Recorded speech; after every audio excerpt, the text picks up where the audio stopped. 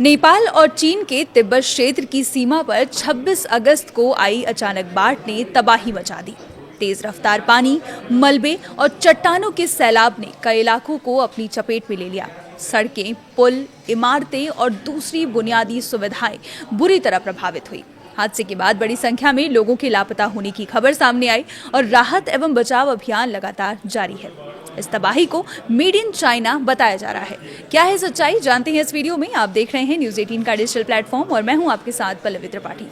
शुरुआत में इस आपदा के पीछे भूकंप को संभावित वजह माना जा रहा था, लेकिन बाद की जांच और वैज्ञानिक विश्लेषणों से संकेत मिला कि अचानक आई बाढ़ का मुख्य कारण ग्लेशियर का टूटना और उसके बाद हुआ बर्फ पत्थरों का भारी मलबा नीचे आना हो सकता है। अमेरिकी भूवैज्ञानिक सर्वेक्षण यानी USGS के एनालिसिस ने भी शुरुआती भूकंप वाले कारण पर सवाल खड़े किए। रिपोर्ट्स के अनुसार नेपाल तिब्बत सीमा के पास एक ग्लेशियर का निचला हिस्सा टूटकर नीचे गिरा। ऊंचाई से बर्फ और चट्टानों का ये विशाल हिस्सा घाटी में पहुंचा और इससे नदी के प्रवाह में अचानक बदलाव आया। इसके बाद पानी और मलबे की तेज धारा ने नीचे की ओर स्थित इलाकों को अपनी चपेट में ले लिया।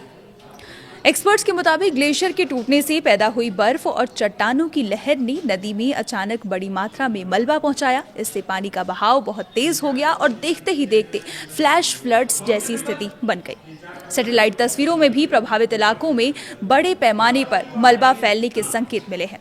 USGS के एनालिसिस के मुताबिक जिस सिस्मिक सिग्नल को पहले भूकंप समझा गया था, वह असल में ग्लेशियर टूटने और उससे जुड़े मलबे के नीचे गिरने से पैदा हुआ कंपन हो सकता है।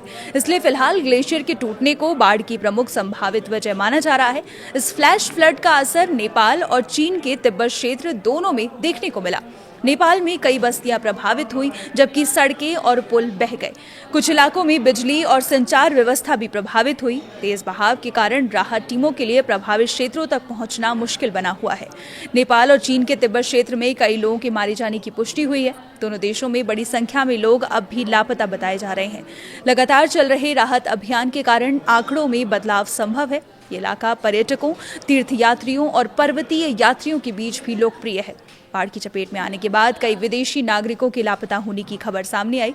उपलब्ध रिपोर्टों के मुताबिक भारतीय नागरिकों समेत अमेरिका, ब्रिटेन, ऑस्ट्रेलिया, कनाडा और अन्य देशों के लोगों के लापता होने की जानकारी दी गई है। नेपाल और चीन की एजेंसियां प्रभावित इलाकों में खोज और बचाव अभियान चला रही हैं। खराब मौसम, उबड़ खाबड़ पहाड़ी इलाका और मलबे से बंद रास्ते अभियान में बड़ी चुनौती बने हुए हैं।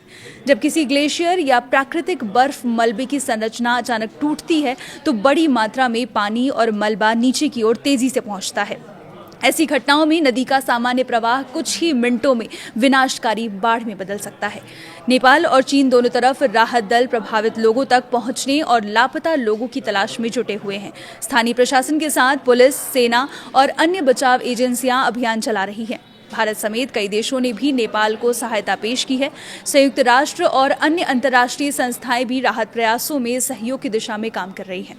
फिलहाल सबसे बड़ी प्राथमिकता लापता लोगों को तलाशना, प्रभावित परिवारों तक राहत पहुंचाना और नदी के किनारे बसे इलाकों में आगे किसी संभावित खतरे से लोगों को सुरक्षित रखना है। नेपाल की ये त्रासदी एक बार फिर बताती है कि हिमालय जैसे संवेदनशील पर्वतीय क्षेत्रों में प्राकृतिक आपदाओं का खतरा कितना गंभीर है। ग्लेशियर टूटने की घटनाओं की बेहतर निगरानी, समय पर चेतावनी प्रणाली और नेपाल, चीन जैसे पड़ोसी देशों के बीच रियल टाइम इंफॉर्मेशन शेयर करने की व्यवस्था से भविष्य में ऐसी आपदाओं से होने वाले नुकसान को कम करने में अहम भूमिका निभाई जा सकती है। आगे अपडेट्स के लिए बने रहिए हमारे साथ और देखते रहिए न्यूज़ 18।